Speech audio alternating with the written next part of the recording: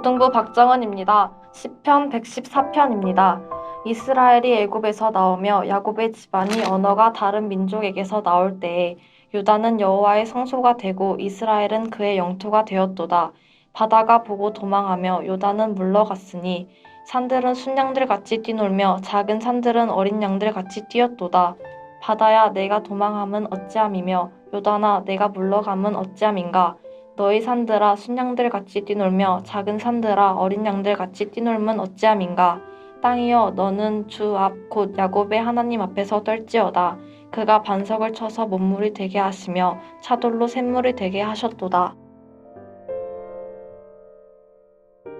하늘에 계신 우리 아버지여, 이름이 거룩히 여김을 받으시오며 나라가 임하옵시며 뜻이 하늘에서 이룬 것 같이 땅에서도 이루어지이다. 오늘날 우리에게 일용할 양식을 주옵시고 우리가 우리에게 죄 지은 자를 사하여 준 것 같이 우리 죄를 사하여 주옵시고 우리를 시험에 들게 하지 마옵시고 다만 악에서 구하옵소서.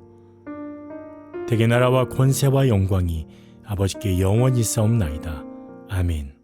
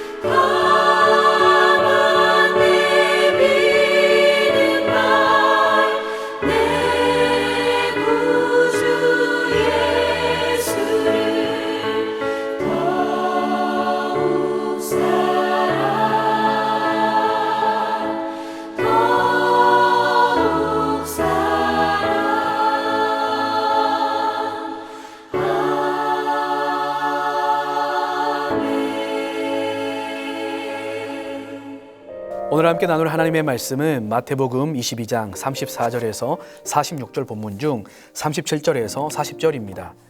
예수께서 이르시되 내 마음을 다하고 목숨을 다하고 뜻을 다하여 주 너의 하나님을 사랑하라 하셨으니 이것이 크고 첫째 되는 계명이요 둘째도 그와 같으니 내 이웃을 내 자신같이 사랑하라 하셨으니 이 두 계명이 온 율법과 선지자의 강령이니라. 아멘. 오늘도 하나님의 은혜와 복과 평강 가득하시기를 축복합니다. 예수님께서 사두개인들과의 부활 논쟁에서 사두개인들이 더 이상 대답할 수 없게 하셨다라는 것을 듣고 바리새인들, 이 반대파인 바리새인들이 다시 모여 예수님 앞에 나아갑니다. 그 중에 율법에 아주 정통한 율법사 한 사람을 세우고 이제 예수님을 율법으로 질문하며 시험합니다. 그 질문이 무엇이냐면 36절에 선생님, 율법 중에서 어느 계명이 크니이까? 이 율법사들은 정말 말씀을 암송하고 가르쳤던 사람들이죠.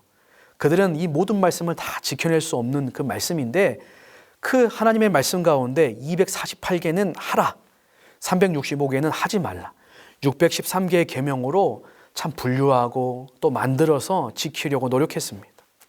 그들 가운데 당시에 논쟁했던 문제가 바로 이거였습니다. 이 계명들 가운데 어떤 계명이 큰 계명인가? 이렇게 예수님께 나와서 질문하는 것이죠. 그 가운데 하나를 꼽으면 그러면 다른 계명은 안 중요합니까? 라고 하면서 공격하려는 의도를 가지고 있었던 것이죠. 이들의 관심은 어떤 계명이 큰가에 있습니다. 그런데 여러분, 하나님의 계명 가운데 중요하지 않은 계명이 있을까요? 없죠.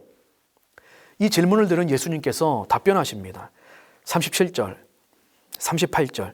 예수께서 이르시되 내 마음을 다하고 목숨을 다하고 뜻을 다하여 주 너의 하나님을 사랑하라 하셨으니 이것이 크고 첫째 되는 계명이요.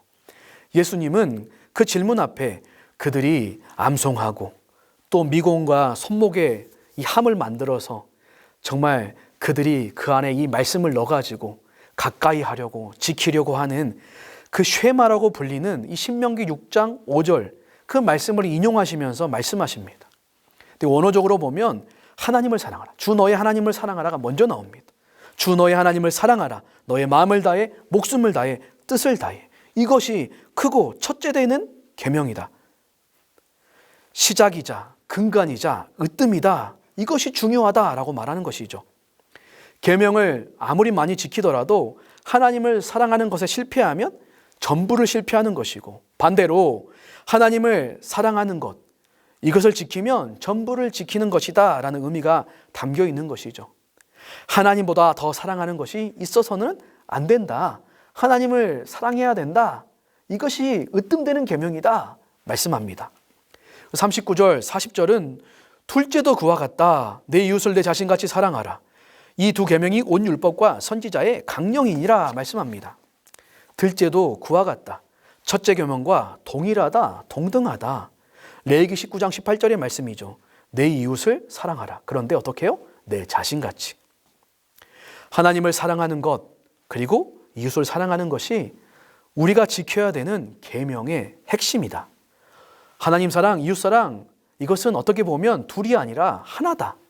그래서 어느 것 하나 소홀해서는 안 된다라고 말씀합니다.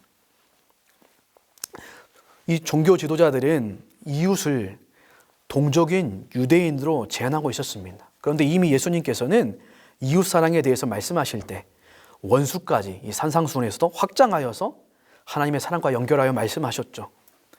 그래서 이웃 사랑에 대해서 내 자신과 같이 이웃을 자신의 몸처럼 여겨서 전부를 쏟아넣는 헌신적인 사랑을 실천하는 것이 이웃 사랑이다 말씀합니다.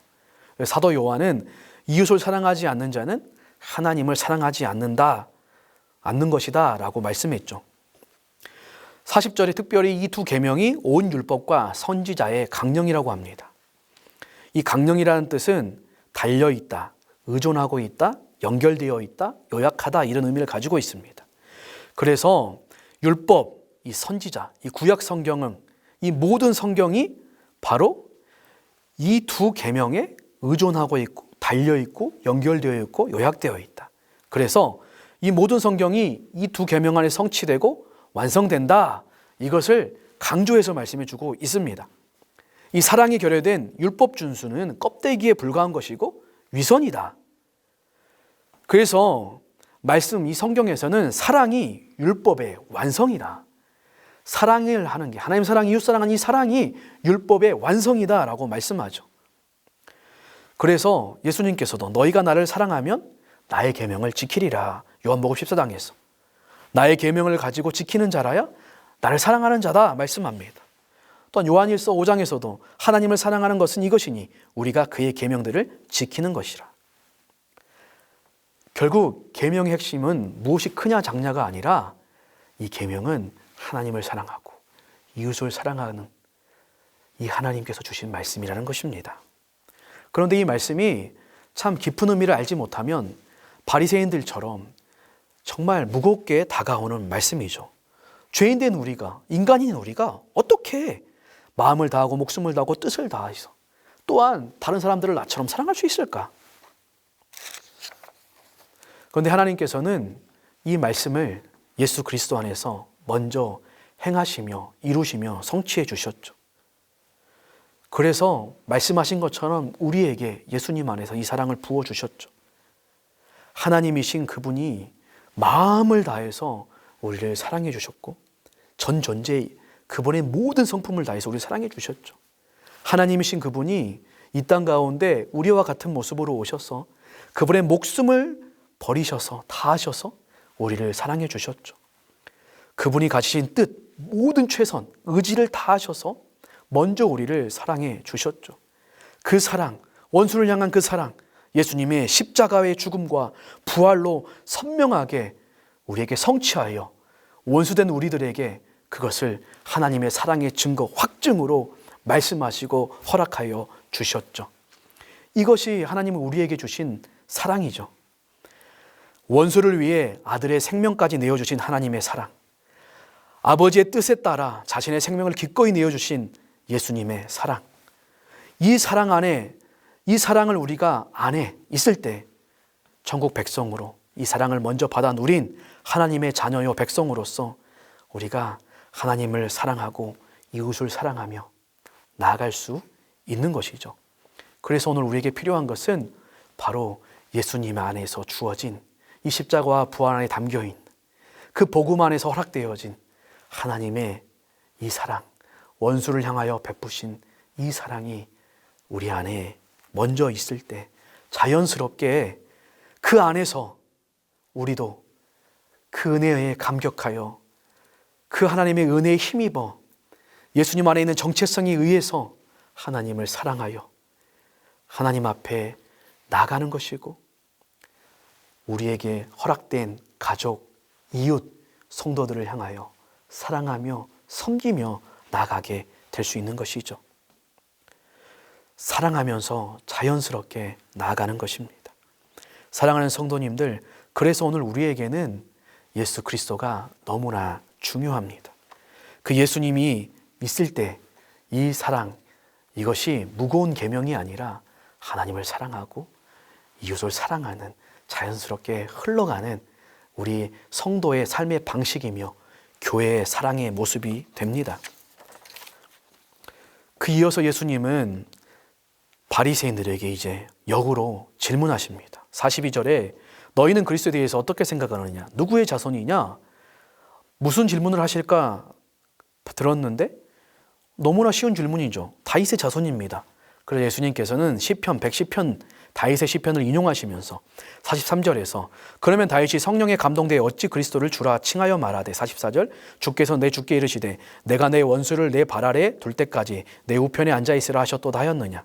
45절 다윗이 그리스도를 주라 칭하였은즉 어찌 그의 자손이 되겠느냐. 46절 한마디도 능히 대답하는 자가 없고 그날부터 감히 그에게 묻는 자도 없더라.